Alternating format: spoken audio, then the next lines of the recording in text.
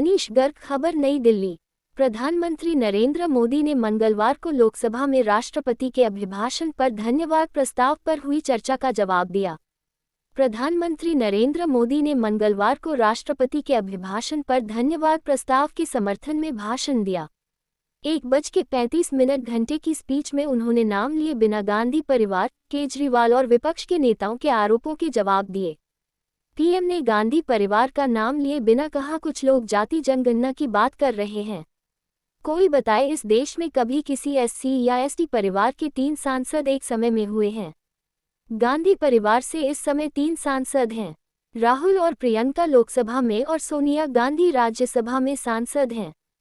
PM ने राहुल का नाम लिए बिना कहा, गरीबों की झोपड़ी में फोटो सेशन कराने वालों को गरीबों की बात बोरिंग ही लगेगी।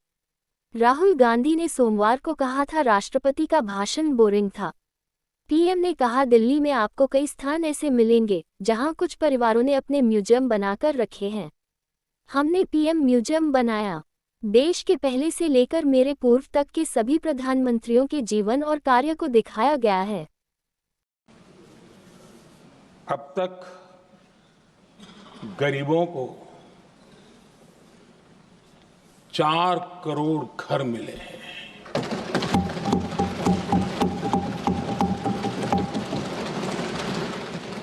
जिसने उस जिंदगी को जिया है ना, उसे समझ होती है कि पक्की छत वाला घर मिलने का मतलब क्या होगा। आदरणीय सभापति जी, एक महिला जब खुले में शौच जाने के लिए मजबूर हो जाती है, वो या तो सूर्योदय के पहले या सूर्यास्त के बाद, कठिनाइयों के झेलने के बाद इस छोटा सा अपना नित्य कर्म करने के लिए निकल सकती है। तब उसे क्या तकलीफ होती थी, ऐसे लोग समझ नहीं सकते। आदरणीय सभापति जी, हमने 12 करोड़ से ज्यादा शौचालय बनाकर बहनों बेटियों की मुश्किलें दूर की।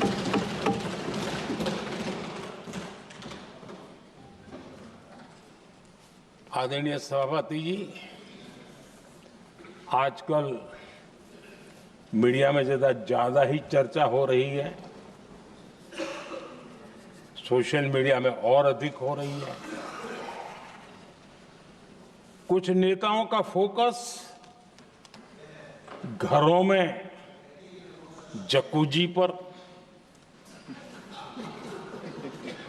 स्टाइलिश शावर्स पर, लेकिन हमारा फोकस तो हर घर जल पहुंचाने पर है।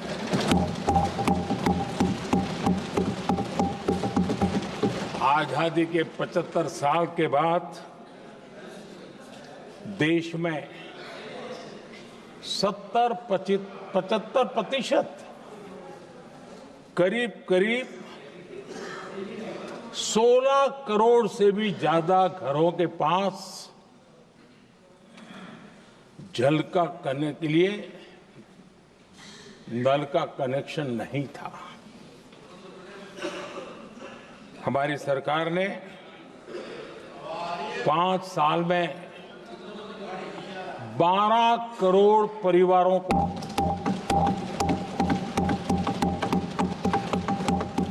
घरों में नल से जल देने का काम किया है और काम तेजी से आगे भी बढ़ रहा है। आदरणीय सभापति जी, हमने गरीबों के लिए इतना काम किया और इसके कारण आदरणीय राष्ट्रपति जी ने अपने अभिभाषण में इसका विस्तार से वर्णन किया है। जो लोग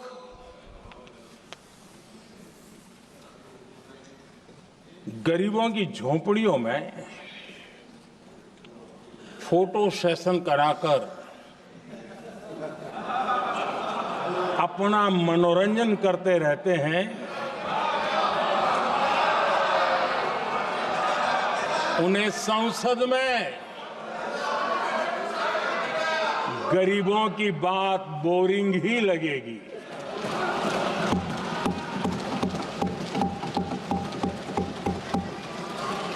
आदरणीय सभापति जी, मैं उनका गुस्सा समझ सकता हूं।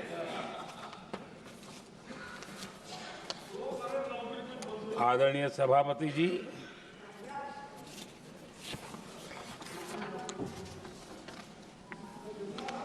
समस्या की पहचान करना एक बात है, लेकिन अगर जिम्मेवारी है तो समस्या की पहचान कर करके छूट नहीं सकते।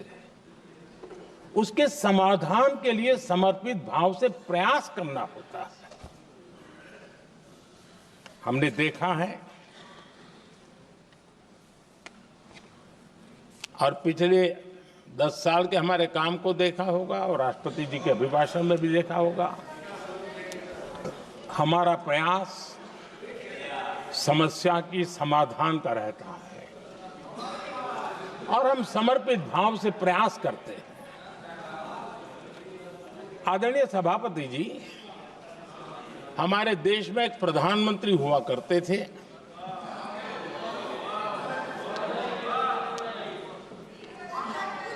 उनको मिस्टर क्लीन करने कहने की एक फैशन हो गई थी। उस प्रधानमंत्री जी को मिस्टर क्लीन कहने की फैशन हो गई थी। उन्होंने एक समस्या को पहचाना था और उन्होंने कहा था कि दिल्ली से 1 रुपया निकलता है तो गांव में 15 पैसा पहुंचता है। अब उस समय तो पंचायत से लेकर पार्लियामेंट तक एक ही पार्टी का राज था। पंचायत से पार्लियामेंट तक एक ही पार्टी का राज था और उस समय उन्होंने सार्वजनिक रूप से कहा था कि 1 रुपया निकलता है 15 पैसा पहुंचता है। बहुत गजब की हाथ सफाई थी।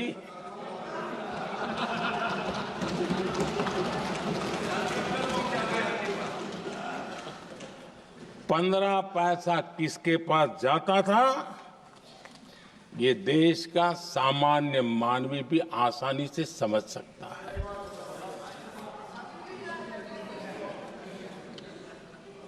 आदरणीय सभापति जी, देश ने हमें अवसर दिया, हमने समाधान खोजने का प्रयास किया। हमारा मॉडल है बचत भी विकास भी। जनता का पैसा जनता के लिए। हमने जनधन, आधार, मोबाइल की जेम ट्रिनिटी बनाई और डीबीटी से डायरेक्ट बेनिफिट ट्रांसफर ये देना शुरू किया। आदरणीय सभापति जी, हमारे कार्यकाल में हमने 40 लाख करोड़ रुपया सीधा जनता जनार्दन के खाते में जमा किया। आदरणीय सभापति जी, इस देश का दुर्भाग्य देखिए, सरकारें कैसी चलाई गई, किसके लिए चलाई गई। माननीय सदस्य, मैं सबसे आपसे आग्रह कर रहा हूं, आप सदन की गरिमा बनाए रखें। बैठे बैठे कोई माननीय सदस्य टिप्पणी नहीं करे, उचित नहीं है। ये गलत तरीका है आपका। ये सदन की मर्यादा नहीं है आपकी। आप प्रोटेक्ट करना चाहते हो उनको इस तरीके से, गलत तरीका। ये गलत तरीका है। आप बैठे बैठे टिप्पणी करना चाहते हैं।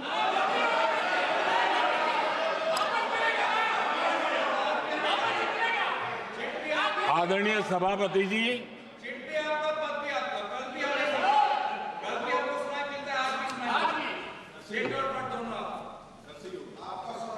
जब ज्यादा बुखार चढ़ जाता है तब लोग कुछ भी बोलते हैं, लेकिन इसके साथ साथ ज्यादा हताशा निराशा फैल जाती है तब भी बहुत कुछ बोलते हैं। आदरणीय सभापति जी, जिनका जन्म नहीं हुआ था, जो भारत की इस धरती पर अवतरित नहीं हुए थे, ऐसे 10 करोड़ फर्जी लोग सरकारी खजाने से अलग अलग योजनाओं का फायदा ले रहे थे। आदरणीय सभापति जी, सही को अन्याय न हो इसलिए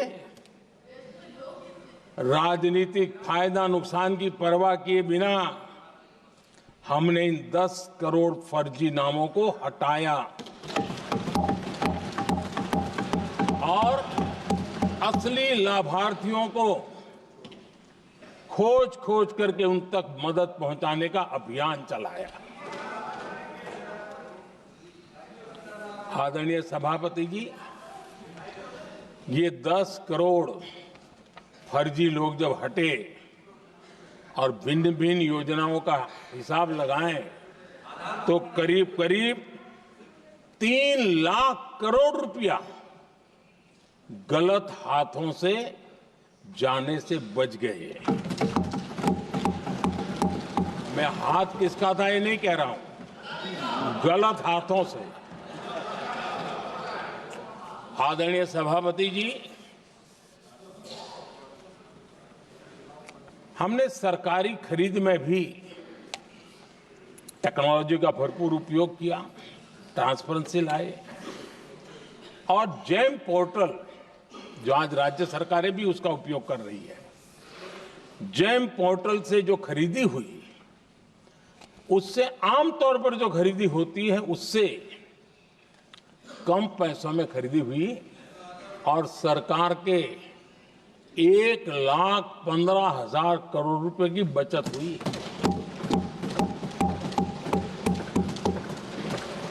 आदरणीय सभापति जी, हमारी स्वच्छता अभियान का बहुत मजाक उड़ाया गया, ऐसा जैसे हमने कोई पाप कर दिया, कोई गलती कर दी, न जाने क्या क्या कहा जाता था। लेकिन आज मुझे संतोष से कहना है, इन सफाई के कारण हाल के वर्षों में सिर्फ सरकारी दफ्तरों से जो कबाड़ बेचा गया ना, उसमें 2,300 करोड़ रुपया सरकार को मिले हैं। महात्मा गांधी ट्रस्टीशिप के सिद्धांत की बात करते थे। वो कहते थे कि हम ट्रस्टी हैं, ये संपत्ति जनता जनार्दन की है और इसलिए हम पाई पाई को एक ट्रस्टीशिप के सिद्धांत के आधार पर बचाने की और सही जगह पर उपयोग करने का प्रयास करते हैं। और तब जाकर के स्वच्छता अभियान से कबाड़ बेचकर 2,300 करोड़ रुपया देश की सरकार के खजाने में आ रहा है।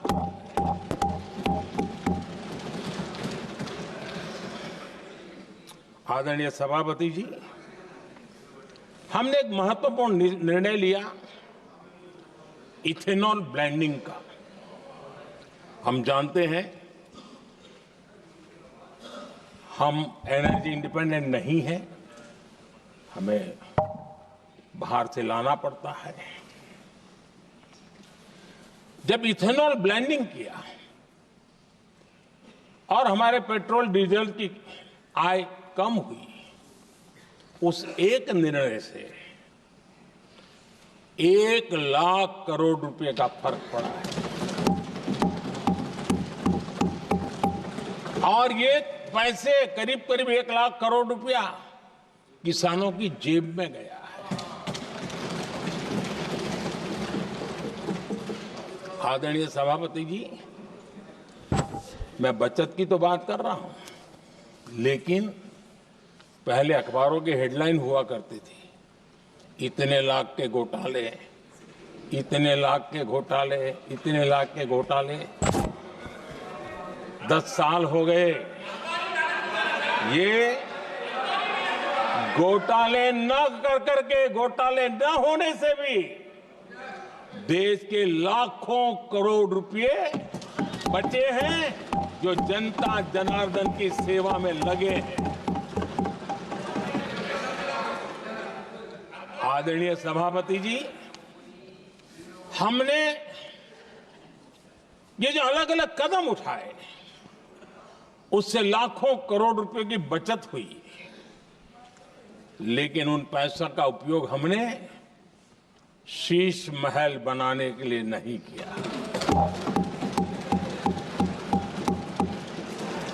इसका उपयोग हमने देश बनाने के लिए किया है। इंफ्रास्ट्रक्चर का बजट 10 साल पहले 1,80,000 करोड़ था, हमारे आने से पहले। आदरणीय सभापति जी, आज 11 लाख करोड़ रुपया इंफ्रास्ट्रक्चर का बजट, और इसलिए राष्ट्रपति जी ने भारत की नींव कैसी मजबूत हो रही है, इसका वर्णन इसमें किया है। रोड हो, हाईवे हो, रेलवे हो, ग्राम सड़क हो, इन सभी कामों के लिए विकास की एक मजबूत नींव रखी गई है। आदरणीय सभापति जी,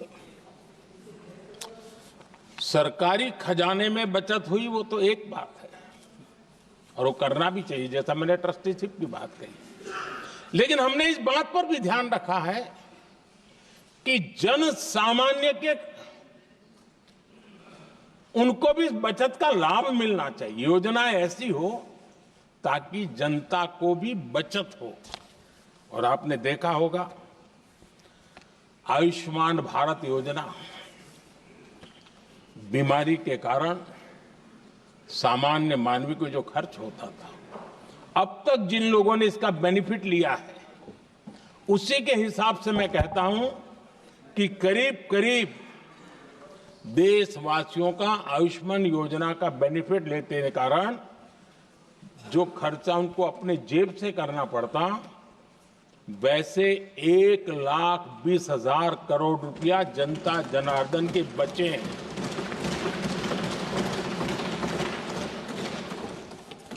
ये आवश्यक है कि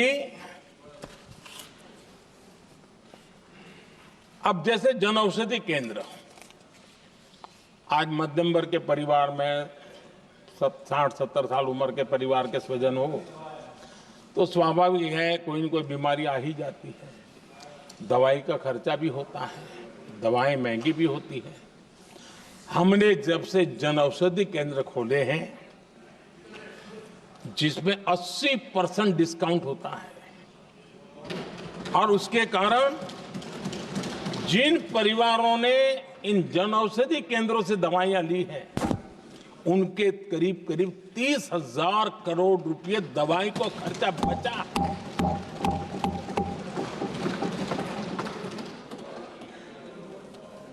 आदरणीय अध्यक्ष जी, यूनिसेफ का भी अनुमान है, उनका कहना है कि जिसके घर में स्वच्छता और टॉयलेट बना, उन्होंने इसका बड़ा सर्वे किया था, उस परिवार को करीब करीब साल भर में 70,000 रुपए की बचत हुई है। स्वच्छता अभियान कहो, टॉयलेट बनाने का काम कहो, शुद्ध जल पहुंचाने का काम करो, कितना बड़ा फायदा हमारे सामान्य परिवार को हो रहा है। आदरणीय अध्यक्ष जी, नल से जल, मैंने प्रारंभ में उसका उल्लेख किया। WHO की एक रिपोर्ट आई है। WHO का कहना है कि नल से जल शुद्ध पानी मिलने के कारण उन परिवारों में जो अन्य बीमारियों के खर्चे होते थे, औसत 40,000 रुपया परिवार का बचा है।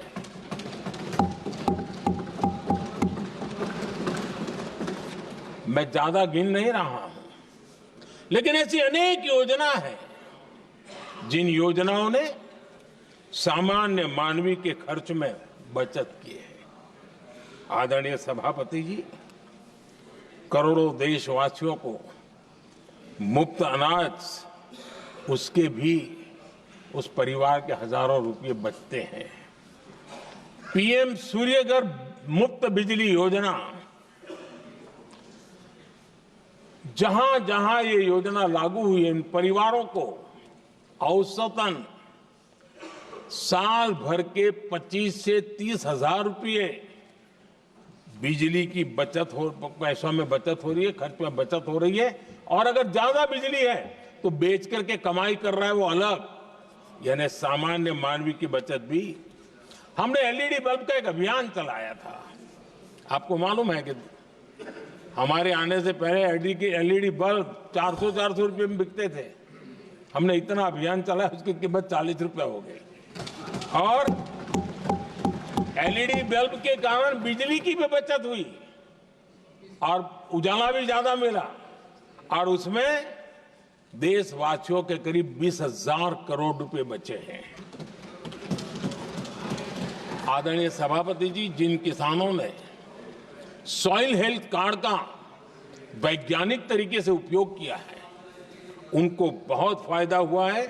और ऐसे किसानों को प्रति एकड़ 30,000 रुपये की बचत हुई है। आदरणीय अध्यक्ष जी, बीते 10 साल में इनकम टैक्स को कम करके भी हमने मिडिल क्लास की बचत को बढ़ाने का काम किया है। आदरणीय अध्यक्ष जी, 2014 के पहले ऐसे बम गोले फेंके गए, बंदूक की ऐसी गोलियां चलाई गई कि देशवासियों का जीवन छलनी कर दिया गया था।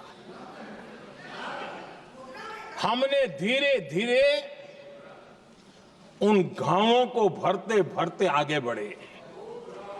2 लाख करोड़ रुपया, 2 लाख रुपया 2013-14 में 2 लाख रुपये, सिर्फ 2 लाख रुपये उस पर इनकम टैक्स माफी थी। और आज 12 लाख रुपये संपूर्ण रूप से इनकम टैक्स से मुक्ति। और हमने बीच के कालखंड में भी, 14 में भी, 17 में भी, 19 में भी, 23 में भी हम लगातार ये करते आए, घाव भरते गए। और आज बैंडेज बाकी था, वो भी कर लिया। स्टैंडर्ड डिडक्शन,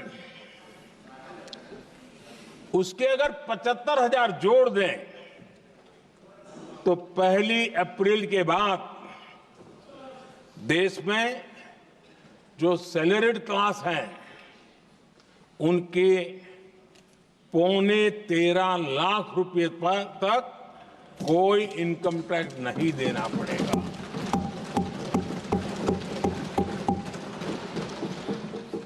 आदरणीय सभापति जी, आप जिस समय युवा मोर्चा में काम करते थे, तब एक बात आप सुनते होंगे पढ़ते भी होंगे। एक प्रधानमंत्री आए दिन 21वीं सदी बोला करते थे। एक प्रकार से रट गया था, तकिया कलाम जैसा हो गया था, तो बोलते थे 21वीं सदी। जब इतनी बार बोला जाता था तो उस समय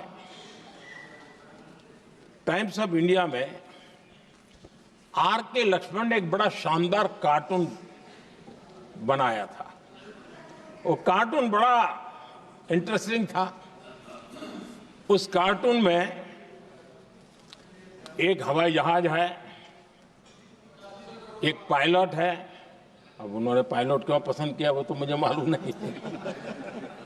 कुछ पैसेंजर बैठे थे और हवाई जहाज एक ठेले पे रखा हुआ था और मजदूर ठेले को धक्का मार रहे थे और 21वीं सदी लिखा हुआ था। वो कार्टून उस समय तो मजाक लग रहा था, लेकिन आगे चल करके वो सच सिद्ध हो गया। आदरणीय अध्यक्ष जी, ये कटाक्ष था जमीनी सच्चाई से। तब के प्रधानमंत्री कितने कटे उठे थे और हवाई बातों में लगे हुए थे, इसका वो जीता जागता प्रदर्शन करने वाला कार्टून है।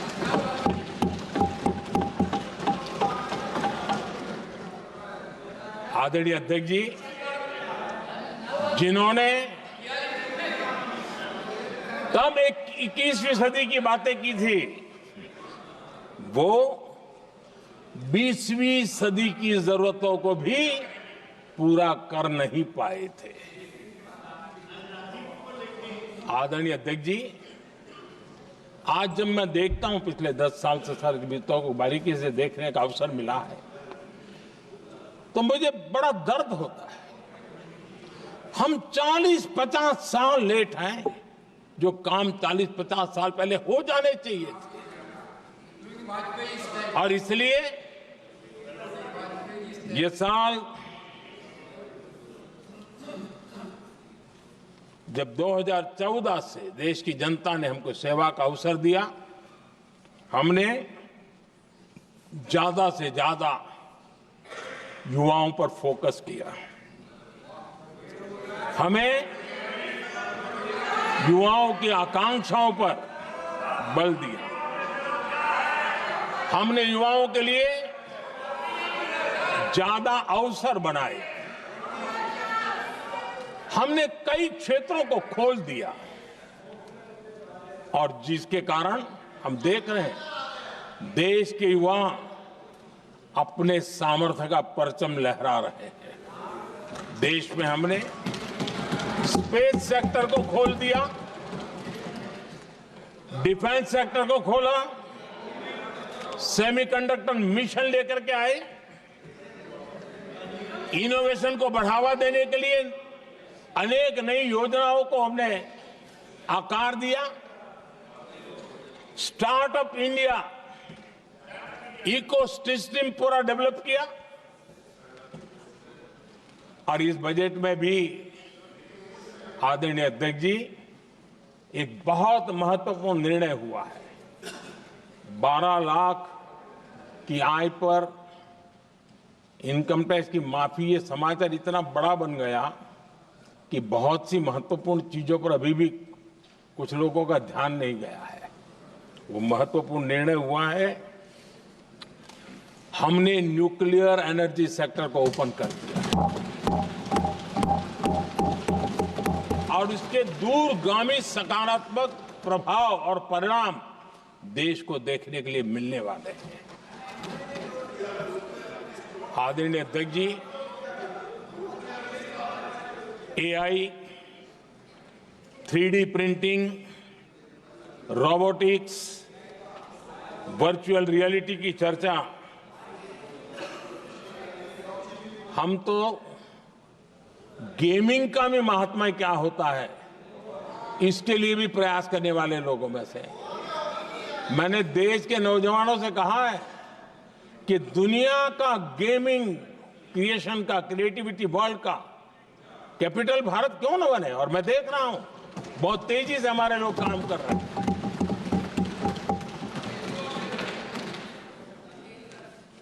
कुछ लोगों को अब जब एआई की बात होती है, कुछ लोगों को अब ये शब्द फैशन में है तो बोला जाता है, लेकिन मेरे लिए सिंगल एआई नहीं है, डबल एआई। भारत की डबल ताकत है। एक एआई आर्टिफिशियल इंटेलिजेंस, दूसरा एआई एस्पिरेशनल इंडिया।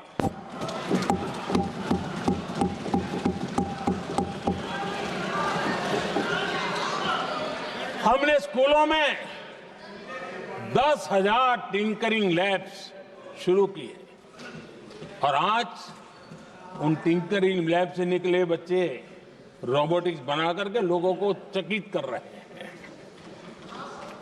और इस बजट में 50,000 नए टिंकरिंग लैब्स उसका प्रावधान किया गया। भारत वो देश है जिसके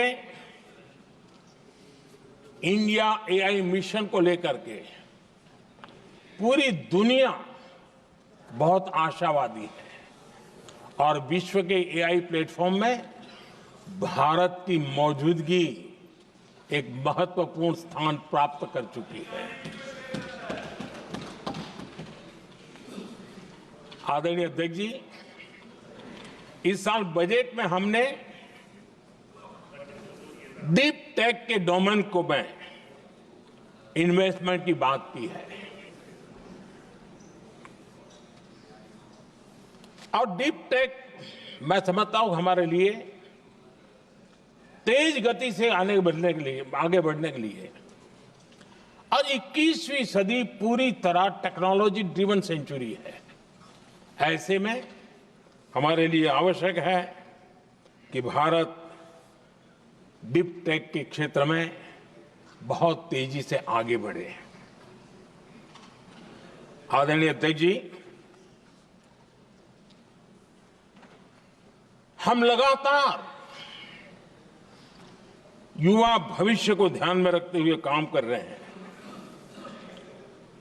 लेकिन कुछ दल हैं जो लगातार युवाओं के साथ धोखा कर रहे हैं, उन्हें धोखा दे रहे हैं।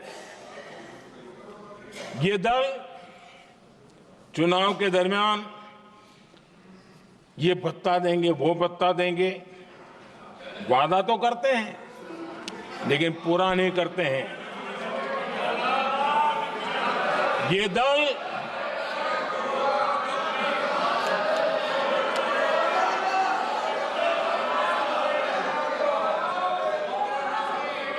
प्लीज माननीय सदस्य गरिमा प्रतिष्ठा बनाए रखें। भारत की संसद में आप प्लीज बैठे बैठे टिप्पणी नहीं करें और नए माननीय सदस्य बैठे बैठे टिप्पणी कर रहे हैं। आदरणीय अध्यक्ष जी, ये दल युवाओं के भविष्य पर आपदा बनकर गिरे हुए हैं।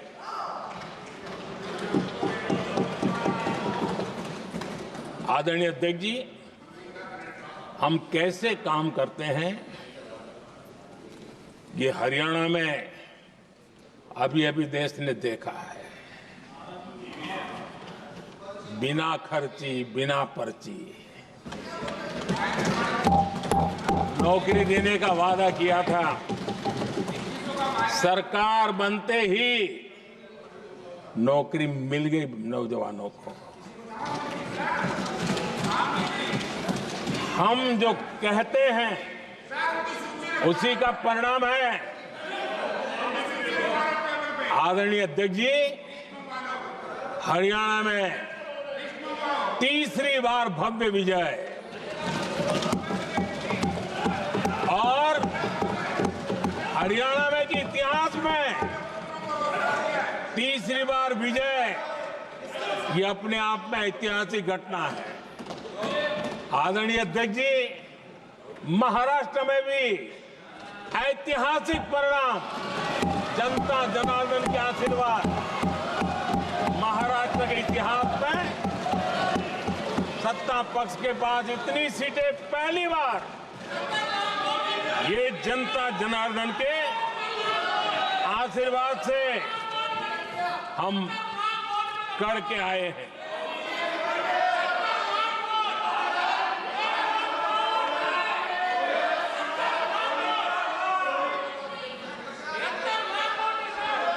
कुछ समझते हैं आदरणीय चीजों को? अध्यक्ष जी, कल जवाब दिया था ना आपको। चलिए। आदरणीय राष्ट्रपति जी ने अपने अभिभाषण में हमारे संविधान के 75 वर्ष होने पर भी विस्तार से चर्चा की है। आदरणीय अध्यक्ष जी, संविधान में जो धाराएं हैं उसके साथ साथ संविधान का एक स्पिरिट भी है और संविधान को मजबूती देने के लिए संविधान की भावना को जीना पड़ता है। और मैं आज उदाहरणों के साथ बताना चाहता हूं। हम वो लोग हैं जो संविधान को जीते हैं।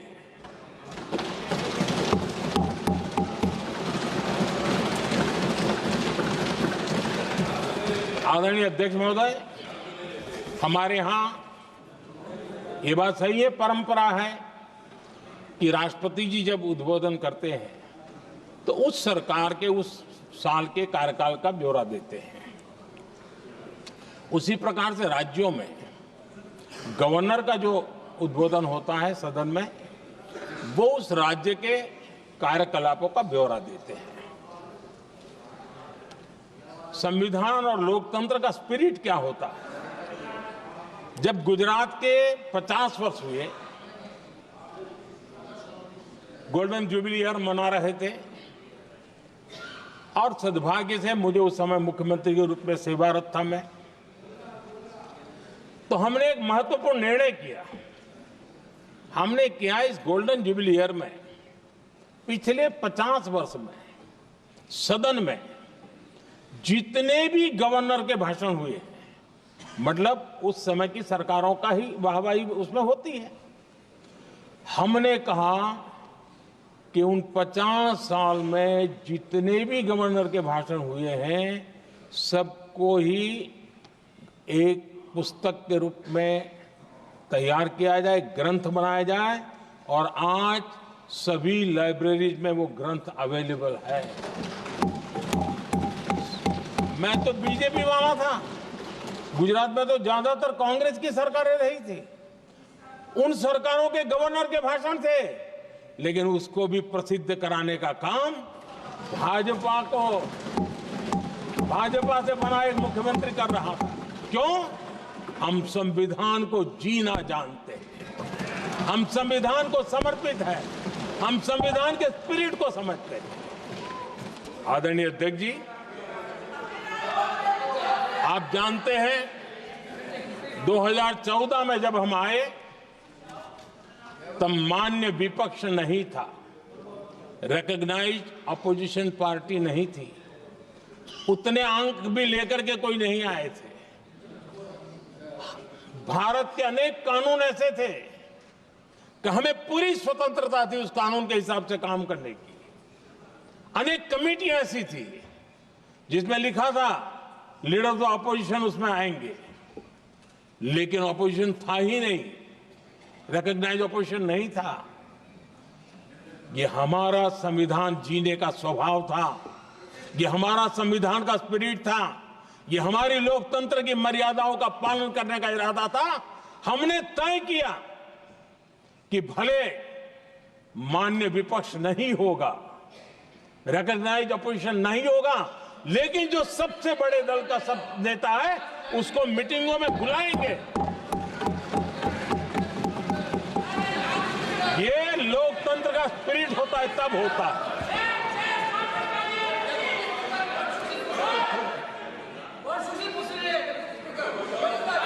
चुनाव आयोग की कमेटियां, आदरणीय अध्यक्ष जी, पहले तो प्रधानमंत्री फाइल करके निकालते थे। ये हम हैं जिसने अपोजिशन के लीडर को भी उस कमेटी में बिठाया है।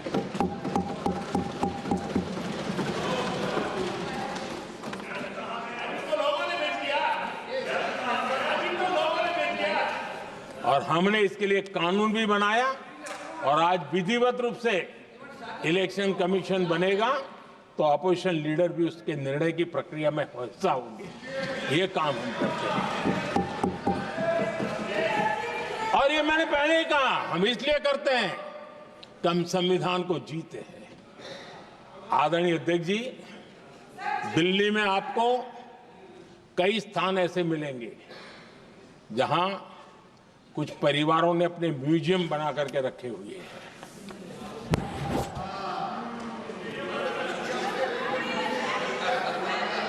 जनता जनार्दन के पैसों से काम हो रहा है।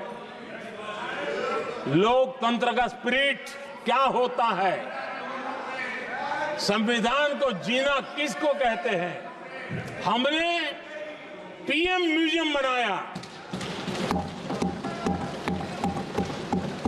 और देश के पहले से लेकर के मेरे पूर्व तक के सभी प्रधानमंत्रियों के जीवन को और उनके कार्य को उस पीएम म्यूजियम बनाया गया है।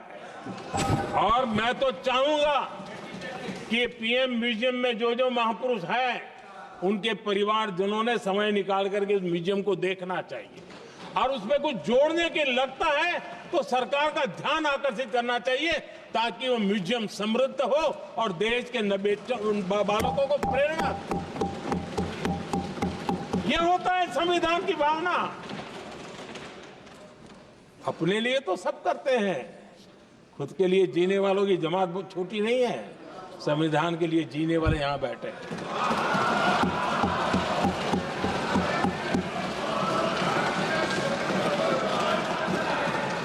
आदरणीय अध्यक्ष जी, जब सत्ता सेवा बन जाए तो राष्ट्र निर्माण होता है। जब सत्ता को विरासत बना दिया जाए तब लोकतंत्र खत्म हो जाता है।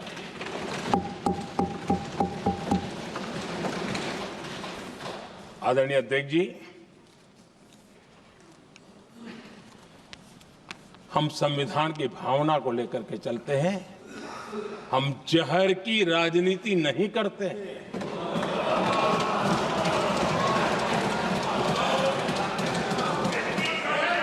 हम देश की एकता को सर्वोपरि रखते हैं और इसलिए सरदार वल्लभ भाई पटेल का दुनिया का सबसे ऊंचा स्टैच्यू बनाते हैं और स्टैच्यू ऑफ यूनिटी देश को जोड़ने का जिस महापुरुष ने काम किया उसका हम स्मरण करते हैं। और वो भाजपा के नहीं थे, वो जनसंघ के नहीं थे। हम संविधान को जीते हैं इसलिए इस सोच से आगे बढ़ते हैं।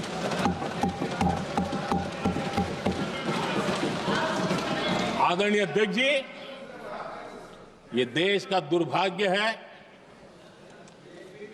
कि आजकल कुछ लोग अर्बन नक्सल की भाषा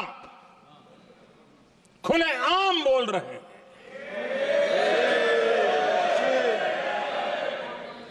और अर्बन नक्सल जिन बातों को बोलते हैं, इंडियन स्टेट के सामने मोर्चा लेना,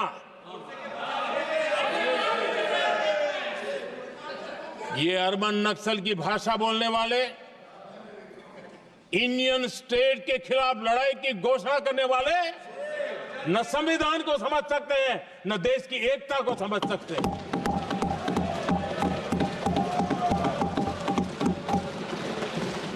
आदरणीय अध्यक्ष जी, 7 दशक तक जम्मू एंड कश्मीर और लद्दाख उसे संविधान के अधिकारों से वंचित रखा गया।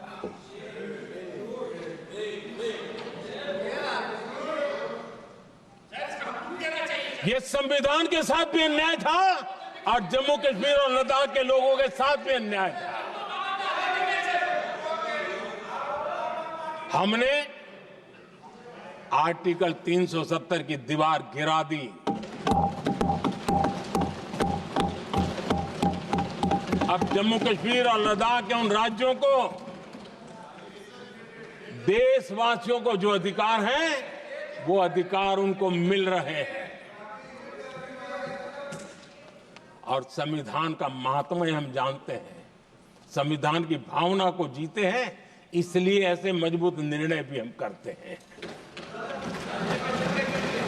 आदरणीय अध्यक्ष जी,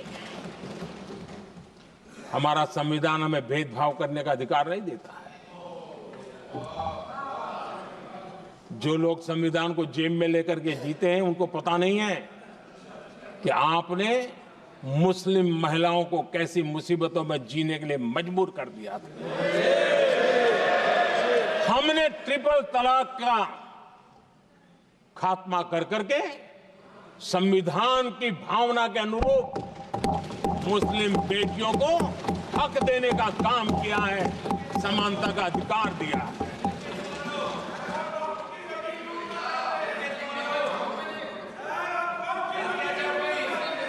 जब भी देश में एनडीए की सरकार रही है, हमने एक लंबे विजन के साथ काम किया है। पता नहीं देश को बांटने के लिए किस किस प्रकार की भाषाओं का प्रयोग किया जा रहा है।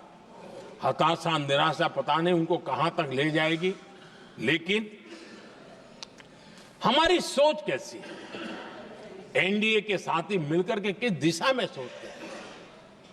हमारे लिए जो पीछे है, जो आखिरी है, और महात्मा गांधी जी ने जो कहा था, उसकी तरफ हमारा ध्यान ज्यादा है। और उसी का परिणाम है कि अगर हम मंत्रालयों की रचना करते हैं, तो भी मंत्रालय कौन सा बनाते हैं? पूर्वोत्तर के लिए अलग मंत्रालय बनाते हैं।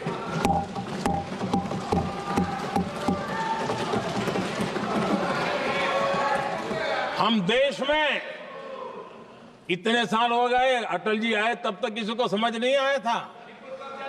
भाषण तो देते रहते हैं। आदिवासियों के लिए अलग मंत्रालय एनडीए ने बनाया। आदरणीय अध्यक्ष जी, हमारे दक्षिण के राज्य समुद्री तट से जुड़े हैं। हमारे पूर्व के कई राज्य समुद्री तट से जुड़े हैं।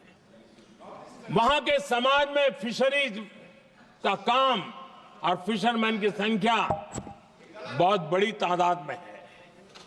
उनका भी ख्याल रखना चाहिए। और जमीन के भीतर के छोटे पानी के जो इलाके रहते हैं, वहां भी फिशरमैन के रूप में काम करने वाले समाज के आखिरी तबके के लोग हैं। ये हमारी सरकार है जिन्हें फिशरीज के लिए अलग मंत्रालय बनाया।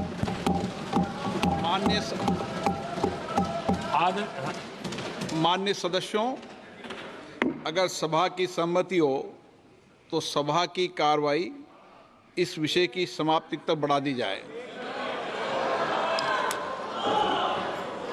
माननीय प्रधानमंत्री जी। आदरणीय अध्यक्ष जी, समाज के दबे कुचले वंचित लोग, इनके अंदर एक सामर्थ्य होता है। अगर स्किल डेवलपमेंट पर बल दिया जाए तो उनके लिए नए अवसर बन सकते हैं, उनकी आशा आकांक्षा के अनुरूप जिंदगी बना सकते हैं। और इसलिए हमने अलग स्किल मंत्रालय बनाया। आदरणीय अध्यक्ष जी, देश में लोकतंत्र का पहला धर्म होता है कि हम सत्ता को सामान्य से सामान्य नागरिक तक उसका अवसर मिले। और इस बात को ध्यान में रखते हुए भारत के कोऑपरेटिव सेक्टर को और समृद्ध बनाने के लिए और तंदुरुस्त बनाने के लिए देश के करोड़ों लोगों को जोड़ने का उसमें अवसर है। अनेक क्षेत्रों में कोऑपरेटिव मूवमेंट को बढ़ाया जा सकता है और उसको ध्यान में रखते हुए हमने अलग कोऑपरेटिव मंत्रालय बनाया। विजन क्या होता है ये यहां पता चलता है। आदरणीय अध्यक्ष जी, जाति की बातें करना कुछ लोगों के लिए फैशन बन गई है। पिछले 30 साल से सदन में आने वाले ओबीसी समाज के सांसद दलों के भेदभाव से ऊपर उठ करके एक होकर के 30-35 साल से मांग कर रहे थे कि ओबीसी कमीशन को संवैधानिक दर्जा दिया जाए। जिन लोगों को आज जातिवाद में मलाई दिखती है उनको उस समय ओबीसी समाज की याद नहीं आई। ये हम हैं जिन्होंने ओबीसी समाज को संवैधानिक दर्जा दिया। पिछड़ा वर्ग आयोग आज संवैधानिक व्यवस्था में जो है। आदरणीय अध्यक्ष जी, हर सेक्टर में एससी, एसटी, ओबीसी को ज्यादा से ज्यादा अवसर मिले, उस दिशा में हमने बहुत मजबूती के साथ काम किया है। मैं आज इस सदन के माध्यम से देशवासियों को उनके सामने एक अहम सवाल रखना चाहता हूं। और अध्यक्ष महोदय, जरूर देशवासी मेरे इस सवाल पर चिंतन भी करेंगे और चौराहे पर चर्चा भी करेंगे। कोई मुझे बताएं, क्या एक ही समय में संसद में एससी वर्ग के एक ही परिवार के 3 सांसद कभी हुए हैं क्या? एससी वर्ग के एक ही परिवार के 3 सांसद कभी भी हुए क्या?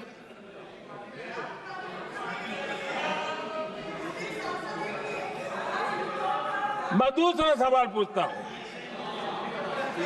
कोई मुझे बताए कि एक ही कालखंड में एक ही समय में संसद में एसटी वर्ग के एक ही परिवार के 3 एमपी हुए हैं क्या?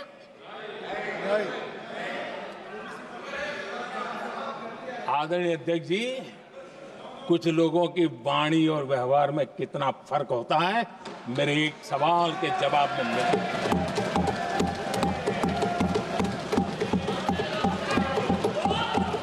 जमीन आसमान का अंतर होता है, रात दिन का अंतर होता है।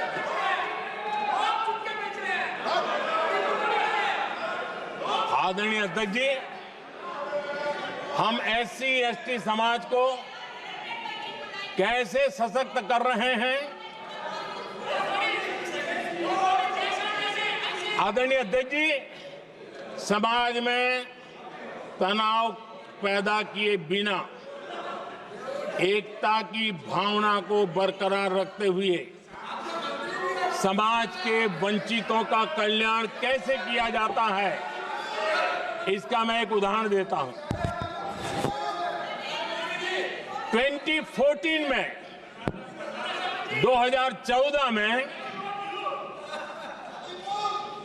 2014 से पहले हमारे देश में मेडिकल कॉलेजों की संख्या 387 थी। 2014 के पहले मेडिकल कॉलेज की संख्या 387 थी। आज 780 मेडिकल कॉलेज हैं।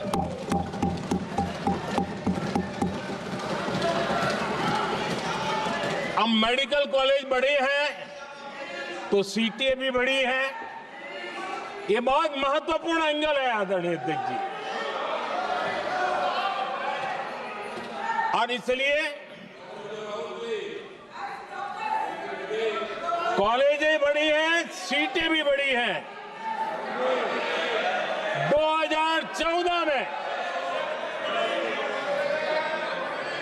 2014 में हमारे देश में एससी छात्रों की 2014 से पहले हमारे देश में एससी छात्रों की एमबीबीएस की सीट 7,700 थी। हमारे आने से पहले दलित समाज के हमारे 7,700 युवा डॉक्टर बनने की संभावना थी।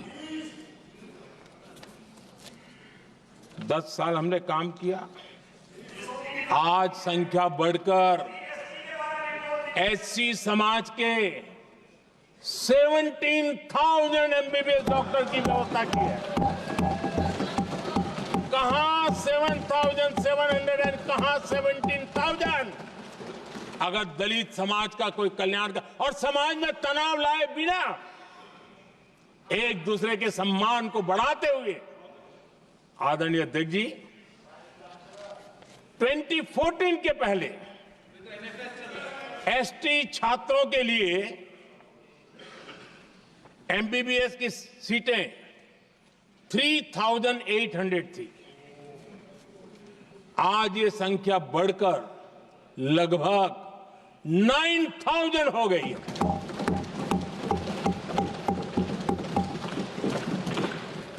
(2014) के पहले ओबीसी के छात्रों के लिए एमबीबीएस में 14,000 से भी कम, 14,000 से भी कम सीटें थी। आज इनकी संख्या लगभग 32,000 हो गई है। ओबीसी समाज के 32,000 एमबीबीएस डॉक्टर बनेंगे। आदरणीय अध्यक्ष महोदय, पिछले 10 साल में हर सप्ताह एक नई यूनिवर्सिटी बनी है।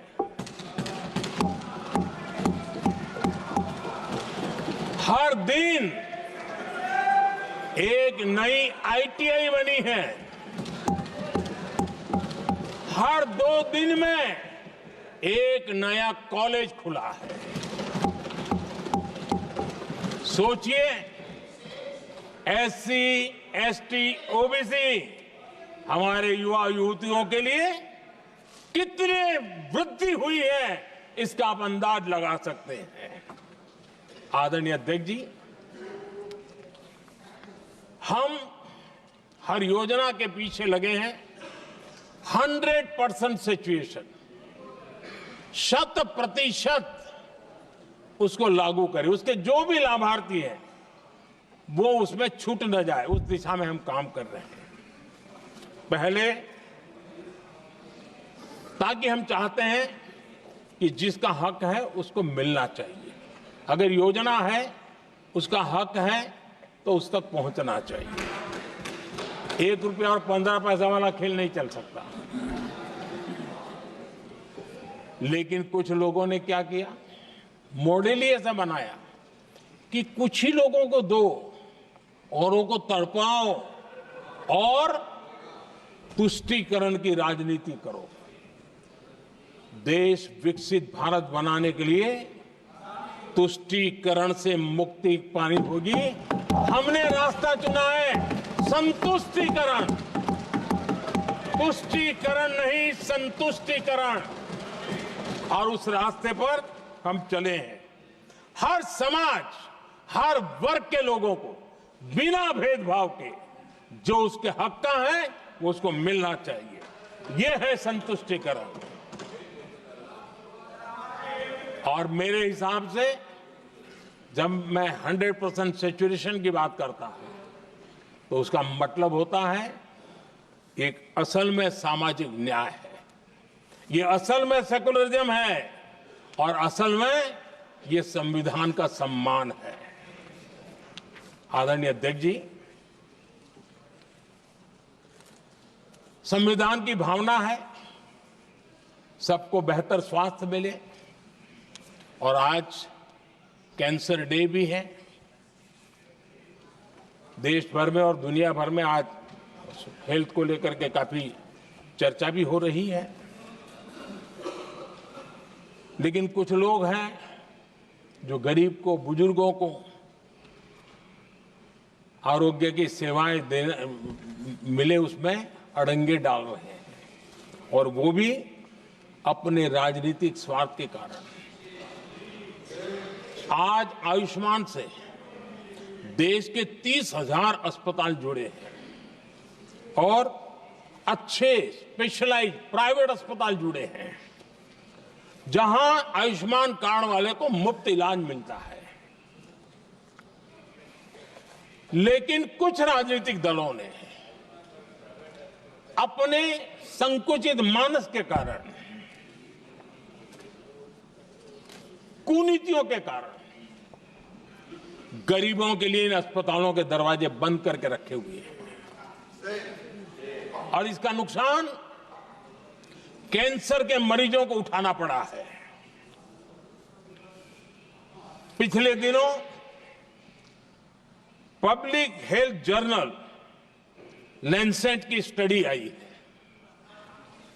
उसका कहना है कि आयुष्मान योजना से समय पर कैंसर का इलाज शुरू हो रहा है। सरकार कैंसर की जांच कराने के संबंध में बहुत ही गंभीर है, क्योंकि जितना जल्दी जांच हो, जितना जल्दी ट्रीटमेंट शुरू हो, हम कैंसर पेशेंट को बचा सकते हैं। और लैंसेट ने आयुष्मान योजना को क्रेडिट देते हुए कहा है कि भारत में इस दिशा में बहुत बड़ा काम हुआ है। आदरणीय अध्यक्ष जी, इस बजट में भी हमने कैंसर की दवाइयों को सस्ते करने की दिशा में बहुत बड़ा महत्वपूर्ण कदम उठाया। इतना ही नहीं, एक महत्वपूर्ण जो निर्णय लिया है वो आने वाले दिनों में, और जब आज कैंसर डे है तो मैं जरूर कहना चाहूंगा, सभी माननीय सांसद इसका लाभ ले सकते हैं अपने इलाके के ऐसे मरीजों के लिए। और वो है मरीजों को, आप जानते हैं अस्पताल उतने नहीं होने के कारण भी काफी दिक्कत रहती है बाहर से आने वाले पेशेंट को। 200 डे केयर सेंटर बनाने का निर्णय इस बजट में किया गया। ये डे केयर सेंटर पेशेंट को भी, उसके परिवार को भी बहुत बड़ी राहत देने वाला काम करेगा। आदरणीय अध्यक्ष महोदय जी, राष्ट्रपति जी के भाषण की चर्चा के समय यहां विदेश नीति की भी चर्चा हुई, और कुछ लोगों को लगता है जब तक फॉरेन पॉलिसी नहीं बोलते तब तक वो मैच्योर नहीं लगते, इसलिए उनको लगता है फॉरेन पॉलिसी तो बोलना चाहिए फिर भले ही देश का नुकसान हो जाए। मैं ऐसे लोगों को जरा कहना चाहता हूं, अगर उन्हें सच में फॉरेन पॉलिसी सब्जेक्ट में रुचि है और फॉरेन पॉलिसी को समझना है और आगे जाकर के कुछ करना भी है, ये मैं शशि जी के लिए नहीं कह रहा हूं तो मैं ऐसे लोगों को कहूंगा, एक किताब जरूर पढ़े। हो सकता है उनको बहुत फिर कहाँ क्या बोलना उतनी समझ हो जाएगी। वो किताब का नाम है JFK's forgotten crisis. JF Kennedy की बात है। JFK's फॉरगॉटन क्राइसिस नाम की किताब है। ये किताब एक प्रसिद्ध फॉरेन पॉलिसी स्कॉलर ने लिखी है, और इसमें महत्वपूर्ण घटनाओं का जिक्र है। इस किताब में भारत के पहले प्रधानमंत्री, और वो विदेश नीति को भी नेतृत्व करते थे, इस किताब में पंडित नेहरू और अमेरिका के तब के राष्ट्रपति जॉन एफ कैनेडी के बीच हुई चर्चाओं और निर्णयों का भी विस्तार से वर्णन है। जब देश ढेर सारी चुनौतियों का सामना कर रहा था, तब विदेश नीति के नाम पर क्या खेल हो रहा था, उस किताब के माध्यम से सामने आ रहा है। और इसलिए मैं कहूंगा कि जरा ये किताब पढ़िए। आदरणीय अध्यक्ष जी, गोरा है, गोरा है, गोरा है, अब मत बोलो।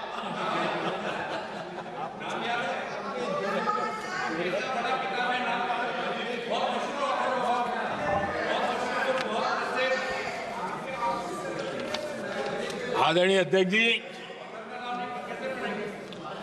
राष्ट्रपति जी के अभिभाषण के बाद एक महिला राष्ट्रपति जी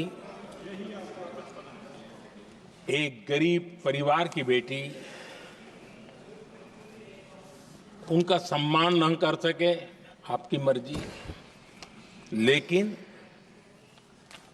क्या क्या कहकर उनको अपमानित किया जा रहा है।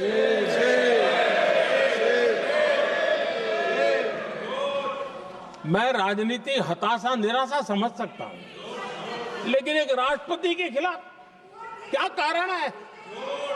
क्या कारण है?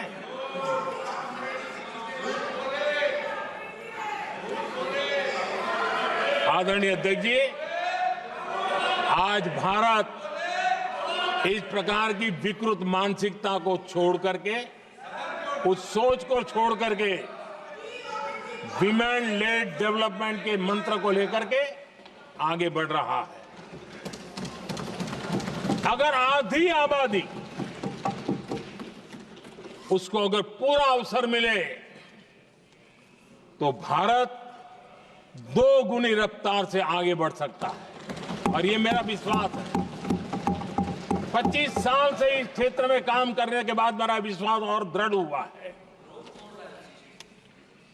आदरणीय अध्यक्ष जी, पिछले 10 साल में सेल्फ हेल्प ग्रुप्स अब तक 10 करोड़ नई महिलाएं एसएचजी में जुड़ी है, और ये महिलाएं वंचित परिवारों से, ग्रामीण बैकग्राउंड से, समाज के अंतिम पायदान पर बैठी इन महिलाओं का सामर्थ्य बढ़ा, उनका सामाजिक स्तर भी ऊपर उठा, और सरकार ने इनकी मदद 20 लाख रुपए तक बढ़ा दी है, ताकि वो इस काम को आगे बढ़ा सके। उनकी कार्यक्षमता बढ़े, उसका स्केल बढ़े, उस दिशा में हम प्रयास कर रहे हैं, और उसका आज ग्रामीण अर्थव्यवस्था पर बहुत ही सकारात्मक प्रभाव हो रहा है। आदरणीय अध्यक्ष जी, राष्ट्रपति जी ने अपने अभिभाषण में लखपति दीदी अभियान की चर्चा की है। हमारी नई सरकार तीसरी बार बनने के बाद अब तक जो जानकारियां रजिस्टर हुई है, उस हिसाब से 50 लाख से ज्यादा लखपति दीदी की जानकारी हम तक पहुंची है। और जब से मैंने इस योजना को आगे बढ़ाया है, अब तक करीब करीब 1.25 करोड़ महिलाएं लखपति दीदी बनी हैं, और हमारा लक्ष्य है कि हम 3 करोड़ महिलाओं को लखपति दीदी बनाएंगे, और इसके लिए आर्थिक कार्यक्रमों का बल दिया जाएगा। आदरणीय अध्यक्ष जी, आज देश के अनेक गांवों में ड्रोन दीदी की चर्चा हो रही है। एक मनोवैज्ञानिक परिवर्तन गांवों में आया है। महिला के हाथ में ड्रोन चलाते हुए देख के गांव के लोगों का महिला के प्रति देखने का नजरिया बदल रहा है। और आज नमो ड्रोन दीदी खेतों में काम कर करके लाखों रुपया कमाने लगी हैं।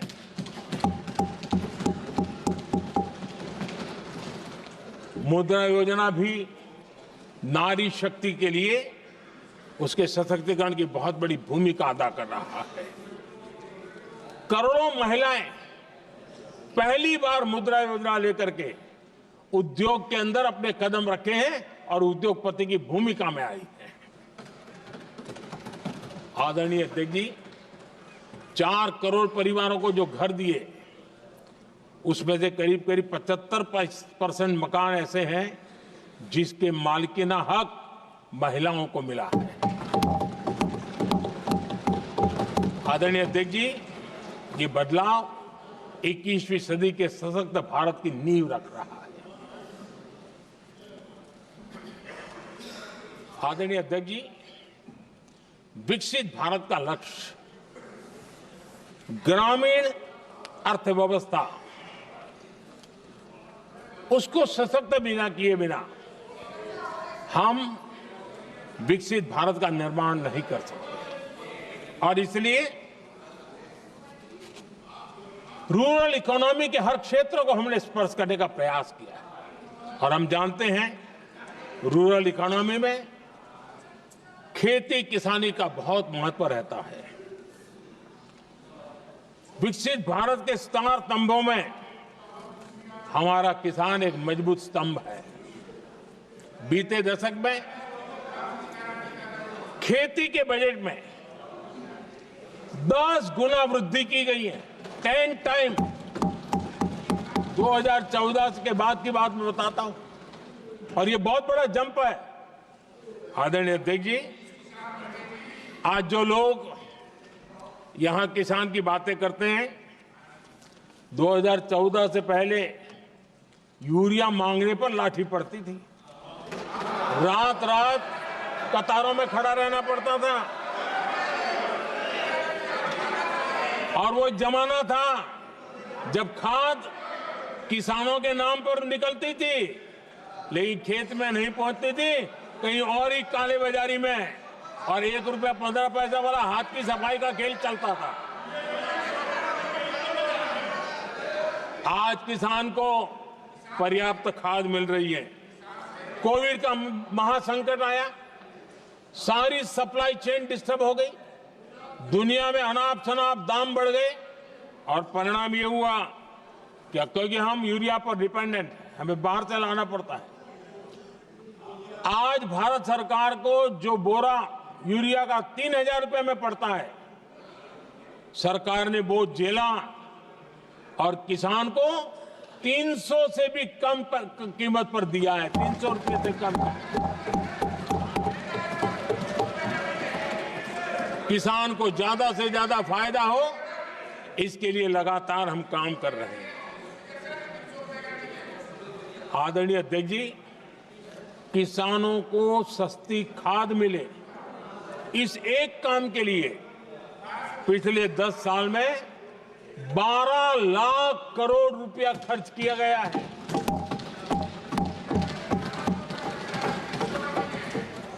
पीएम किसान सम्मान निधि, उसे करीब 3.5 लाख करोड़ रुपए डायरेक्ट किसान के खाते में पहुंचे हैं। हमने रिकॉर्ड एमएसपी भी बढ़ाया, और पहले की तुलना में बीते दशक में 3 गुना अधिक हमने खरीदी की है।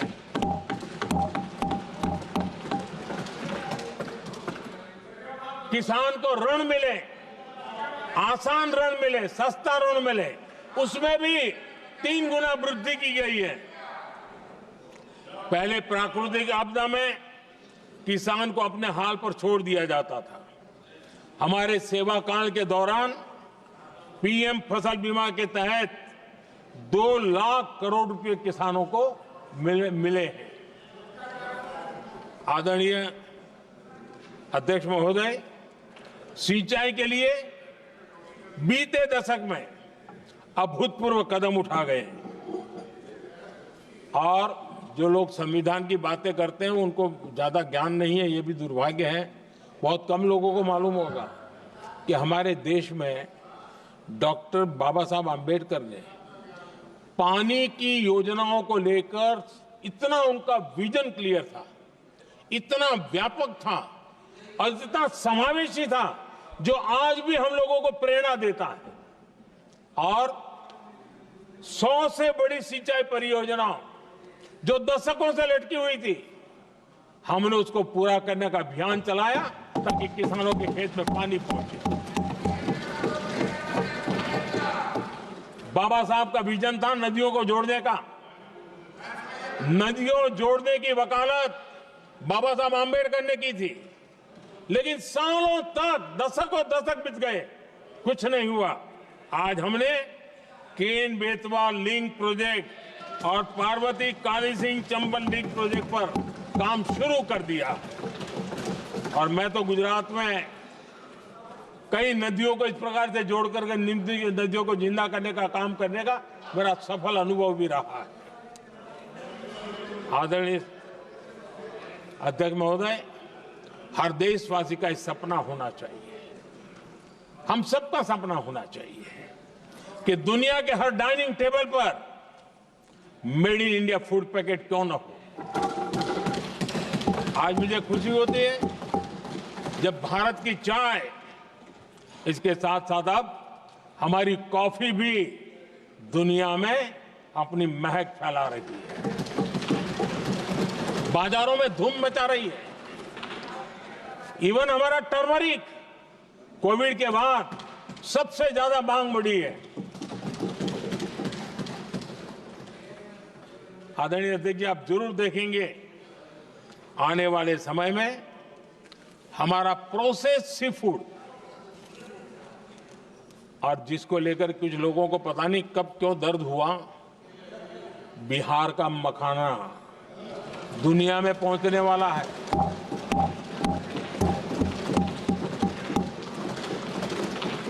हमारा मोटा अनाज यानी श्री अन्न, ये भी दुनिया के बाजारों में भारत की शान बढ़ाएगा। आदरणीय अध्यक्ष महोदय, विकसित भारत के लिए फ्यूचर रेडी शहर वो भी बहुत जरूरी है। हमारा देश बहुत तेजी से अर्बनाइजेशन की ओर बढ़ रहा है और इसे चुनौती और संकट नहीं मानना चाहिए, इसे अवसर मानना चाहिए और हमने उस दिशा में काम आगे करना चाहिए। इंफ्रास्ट्रक्चर का विस्तार अवसरों का प्रसार होता है। जहां कनेक्टिविटी बढ़ती है वहां संभावनाएं भी बढ़ती हैं। दिल्ली यूपी को जोड़ने वाली पहली नमो रेल, उसका लोकार्पण था और मुझे भी उसमें यात्रा करने का अवसर मिला। ऐसी कनेक्टिविटी, ऐसा इंफ्रास्ट्रक्चर भारत के सभी प्रमुख शहरों को पहुंचे, ये हमारी आने वाले दिनों की जरूरत है और हमारी दिशा है। आदरणीय अध्यक्ष जी, 10 साल में दिल्ली का नेटवर्क डबल हुआ और आज टियर 2, टियर 3 सिटी में भी मेट्रो नेटवर्क पहुंच रहा है। आज हम सभी गर्व कर सकते हैं, आज भारत का मेट्रो नेटवर्क 1000 किलोमीटर पार कर गया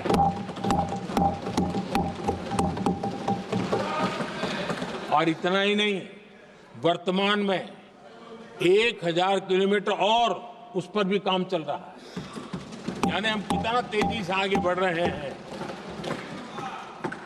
आदरणीय अध्यक्ष जी, प्रदूषण को कम करने की दिशा में भी कई इनिशिएटिव भारत सरकार ने लिए हैं। 12,000 इलेक्ट्रिक बस हमने देश में दौड़ाना शुरू किया है और दिल्ली को भी बड़ी सेवा करी है, हमने दिल्ली को भी दिया है। आदरणीय अध्यक्ष जी, हमारे देश में एक नया अर्थव्यवस्था हमेशा समय समय पर का विस्तार होता रहता है। आज बड़े शहरों में गिग इकोनॉमी एक महत्वपूर्ण एरिया डेवलप हो रहा है। लाखों युवा इसमें जुड़ रहे हैं। हमने इस बजट में कहा है कि ई श्रम पोर्टल पर ऐसे गिग वर्कर अपनी रजिस्ट्री करवाएं और वेरिफिकेशन के बाद उनको इस न्यू एज सर्विस इकोनॉमी है उसको हम किस प्रकार से सहायता कर सकें और उनको एक आईडी कार्ड मिले ई श्रम पोर्टल पे आने के बाद। और हमने कहा है कि इन गिग वर्कर्स को आयुष्मान योजना का भी लाभ दिया जाएगा ताकि गिग वर्कर को एक सही दिशा में जाने की सुविधा मिलेगी। और एक अनुमान है कि आज देश में करीब करीब 1 करोड़ गिग वर्कर है और उस दिशा में भी हम काम कर रहे हैं। आदरणीय अध्यक्ष महोदय, एमएसएमई सेक्टर बहुत बड़ी मात्रा में जॉब के अवसर लेकर आता है और ये ऐसा क्षेत्र है कि जिसमें रोजगार की अपार संभावनाएं हैं। ये छोटे उद्योग आत्मनिर्भर भारत के प्रतीक है। देश की अर्थव्यवस्था में हमारा एमएसएमई सेक्टर बहुत बड़ा योगदान दे रहा है। हमारी नीति साफ है, एमएसएमईज को सरलता, सहूलियत और संबल, एक ऐसा क्षेत्र है जिसमें रोजगार की संभावना है। और इस बार हमने मिशन मैन्युफैक्चरिंग उस पर बल दिया है और एक मिशन मोड में हम मैन्युफैक्चरिंग सेक्टर मतलब कि एमएसएमईज को बल देना और एमएसएमईज के माध्यम से अनेक नौजवानों को रोजगार देना और स्किल डेवलपमेंट से रोजगार के लिए नौजवानों को तैयार करना, ऐसे पूरी इकोसिस्टम को हम बल देते हुए आगे बढ़ रहे हैं। एमएसएमई सेक्टर में सुधार के लिए कई पहलुओं पर हमने काम शुरू किया है। एमएसएमई के लिए क्राइटेरिया 2006 में बनाया गया था, उसे अपडेट नहीं किया गया। पिछले 10 वर्षों में इस क्राइटेरिया में हमने 2 बार अपग्रेडेशन करने का प्रयास किया और इस बार एक बहुत बड़ा जंप लगाया है। पहली बार 2020 में, दूसरी बार इस बजट में हमने एमएसएमईज को आगे बढ़ाने का प्रयास किया है। हर तरफ उनको आर्थिक सहायता दी जा रही है। एमएसएमईज के सामने चुनौती फॉर्मल फाइनेंशियल रिसोर्सेज की कमी की रही है। कोविड के संकट के काल में एमएसएमईज को एक विशेष बल दिया गया। हमने खिलौना उद्योग उसको एक विशेष बल दिया। हमने कपड़ा उद्योग को विशेष बल दिया। उनको कैश फ्लो की कमी नहीं होने दी और बिना किसी गारंटी को लोन दिया। हजारों उद्योगों में लाखों नौकरियों की संभावनाएं बनी और नौकरियां सुरक्षित भी हुई। छोटे उद्योग, उनके लिए customise credit card, credit guarantee coverage, उस दिशा में हमने कदम उठाए जिसके कारण वो अपने ईज ऑफ डूइंग बिजनेस को भी बढ़ावा मिले और वो गैर जरूरी नियमों को कम करने का कारण उनका एडमिनिस्ट्रेटिव बोझ जो रहता था, एक आध व्यक्ति को उनको काम पर पैसा देना पड़ता था, वो भी बंद कर दिया गया। एमएसएमईज को बढ़ावा देने के लिए जो हमने नई नीतियां बनाई है, आपको खुशी होगी, एक समय था 2014 के पहले खिलौने जैसी चीजें हम इंपोर्ट करते थे। आज मैं गर्व से कह सकता हूं कि मेरे देश के खिलौने बनाने वाले छोटे उद्योग आज दुनिया के अंदर खिलौने एक्सपोर्ट हो रहे हैं।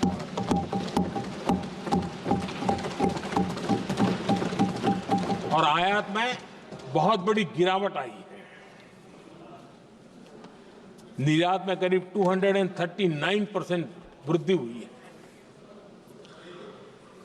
एमएसएमई के जरिए संचालित ऐसे कई सेक्टर्स हैं जो दुनिया भर में अपनी पहचान बना रहे हैं। मेड इन इंडिया कपड़े, इलेक्ट्रॉनिक्स, इलेक्ट्रिकल स्कूटर्स के सामान आज दूसरे देशों के जीवन का हिस्सा बन रहा है। आदरणीय अध्यक्ष जी, विकसित भारत के सपने को पूरा करने के लिए देश आगे बढ़ रहा है और बड़े आत्मविश्वास के साथ आगे बढ़ रहा है। विकसित भारत का सपना ये कोई सरकारी सपना नहीं होता है, वो 140 करोड़ देशवासियों का सपना है और इस सपने को हम सब ने जितनी ऊर्जा दे सकते हैं देने का प्रयास करना है। और दुनिया में उदाहरण है, 20-25 साल के कालखंड में दुनिया के कई देश विकसित बनकर के दिखाया है। तो भारत के पास तो सामर्थ्य अपार है। हमारे पास डेमोग्राफी है, डेमोक्रेसी है, डिमांड है, हम क्यों नहीं कर सकते? इस विश्वास के साथ हमें आगे बढ़ना है और हम भी 2047 जब देश आजाद होगा, तब आजादी के 100 साल होंगे तब हम विकसित भारत बन के रहेंगे। ये सपने लेकर के चलना चाहिए। और आदरणीय अध्यक्ष जी, मैं विश्वास से कहता हूं हमें और बड़े लक्ष्य पार करने और हम करके रहेंगे।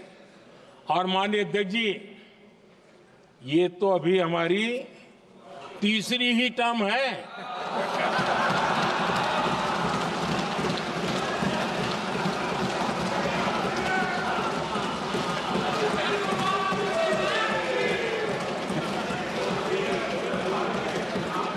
हम देश की आवश्यकता के अनुसार आधुनिक भारत बनाने के लिए, सक्षम भारत बनाने के लिए और विकसित भारत का संकल्प साकार करने के लिए हम आने वाले अनेक वर्षों तक जुटे रहने वाले हैं।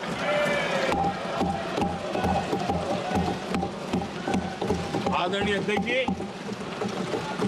मैं सभी दलों से आग्रह करता हूं,